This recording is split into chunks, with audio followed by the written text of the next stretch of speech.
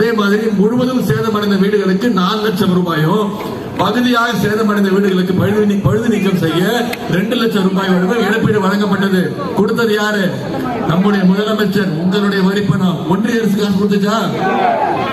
வெள்ளத்தால் பாதிக்கப்பட்ட உப்பள தொழிலாளர்களுக்கு தலா 3000 ரூபாய் உதவித்தொகை வழங்கப்பட்டது.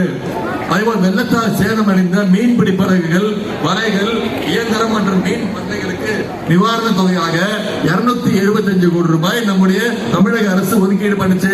ஒன்றிய அரசு கொடுத்தாங்களாமா? கொடுக்கல. இந்த பேரிடர் போது கிட்டத்தட்ட 2 மாவட்டத்துக்கு செய்யுங்க, தட்டுல காசு போடுங்கன்னு சொல்லிட்டு பணம் அனுப்புறேன்னு சொல்லிட்டு போயிட்டாங்கம்மா.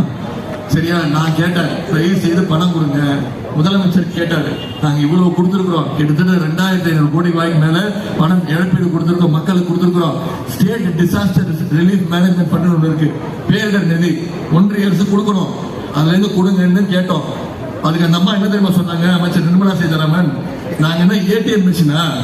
நீங்க கேட்கும் போதெல்லாம் பணம் கொடுக்கறதுக்கு நாங்க என்ன ஏடிஎம் மிஷினான்னு கேட்டாங்க. அப்பதான் என்ன பணம் கொடுக்கிற மிஷின் நாங்கன்னு கேட்டாங்க.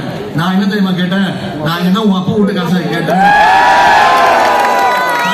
நான் என்ன உங்க அப்பா வீட்டு காசை கேட்டேன்? எங்க மக்களுடைய வரி பணம் வெள்ளத்துல தவிச்சிட்டு இருக்காங்க, எங்க முதலமைச்சர் இவ்வளவு இழப்பீடு கொடுத்திருக்கிறாரு, நாங்க கட்ட வரி பணத்தை தானே கேட்கிறோம்னு சொன்னேன்.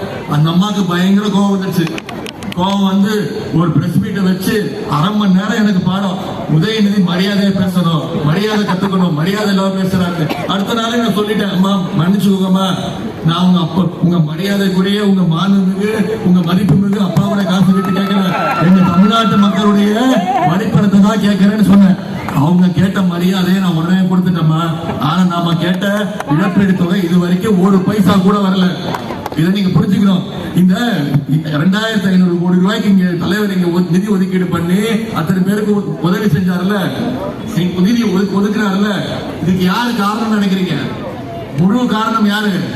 உங்களுடைய நாடாளுமன்ற உறுப்பினர் முதலமைச்சர் சொல்லி எங்களுடைய மாவட்டத்திற்கு இவ்வளவு இழப்பீடு உடனடியே தந்தாருன்னு சொல்லி அவங்களுடைய முழு முயற்சியால வந்ததுதான் இவ்வளவு இழப்பீடு பணமும் உங்களுக்கு கொடுத்திருக்கக்கூடிய நிவாரண பணிகளும். அந்த உரிமைகளை உங்ககிட்ட வாங்கி கேட்க வந்திருக்க. சரிங்களா? நம்ம இவ்வளவு நேரம் என்ன பண்ண, நான் வந்து